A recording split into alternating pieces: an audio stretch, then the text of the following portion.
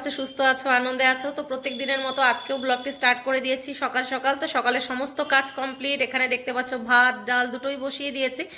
আর এখন আমি করব ব্রেকফাস্ট। তো ভাবলাম তোমাদের সঙ্গে একটু কথা বলে নিই, কথা বলে নিয়ে ভিডিওটি স্টার্ট করে দিই। তো বাজারও চলে এসছে, আর আজকে লাঞ্চে একদম লাইট খাবার বানাবো, কারণ হচ্ছে আজকে রাতে আছে আমাদের ইনভাইট।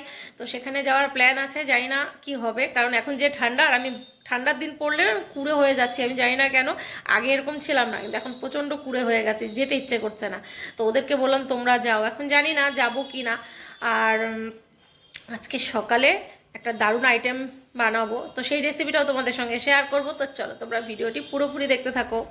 তো আজকে সকাল সকাল উঠে সমস্ত অ্যারেঞ্জমেন্ট করে নিয়েছি, আটা মাখা শেষ, স্যালাড কাটা শেষ, টমেটো আর রসুনও পুড়তে দিয়ে দিয়েছি, কারণ রোজকার খাবার একভাবে ভালো লাগে না। তো ভাবলাম সকালে আজকে একটু অন্যরকম কিছু ট্রাই করি।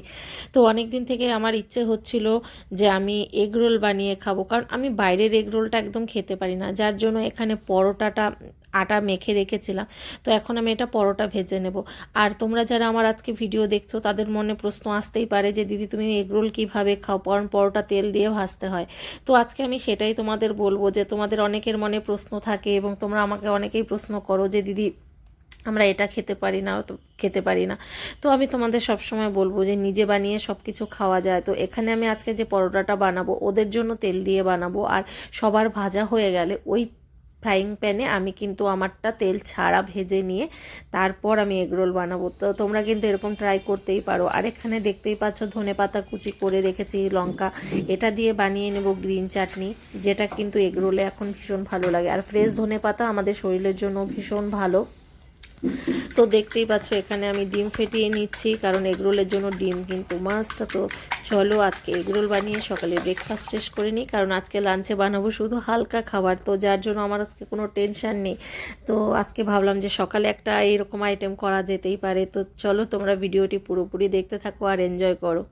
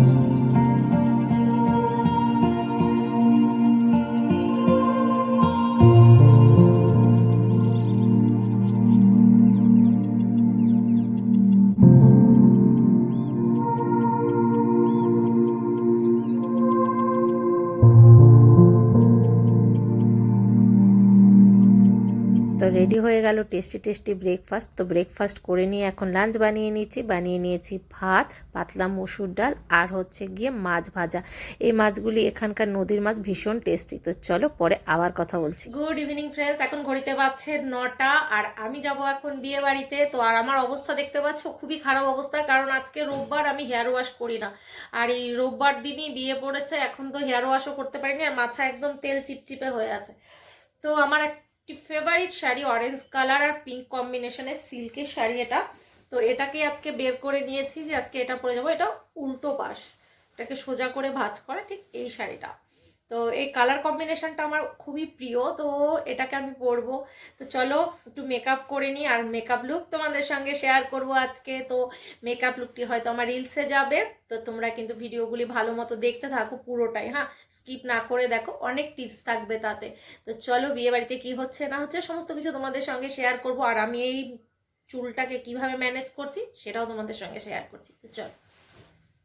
তো দেখতেই পাচ্ছ পুরো শাড়ি পরা কমপ্লিট, আর আমি শাড়ি না পরে একদমই রেডি হতে পারি না।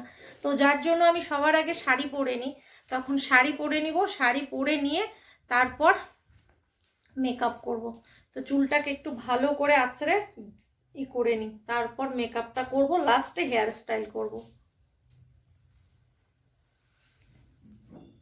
ভেবেছিলাম লাস্টে করব হেয়ার স্টাইল, তারপর ভাবলাম যে না, আগেই করে নিই। তো ভালো করে মিডিলে একটা সিথেটা করে নিব, তারপর চুলটাকে দুভাগে সুন্দর করে আঁচড়ে একটা ডিজাইন করে নিচ্ছি, যাতে সামনে এটা ভলিউম লাগে। তো দেখতেই পাচ্ছ আমার কিন্তু হেয়ার স্টাইল রেডি, ভীষণ কিউট হয়েছে হেয়ার স্টাইলটি। তো এখন আমি মেকআপ করে নিচ্ছি, আর আমার ফুল মেকআপ কিন্তু যাবে হচ্ছে রিলসে।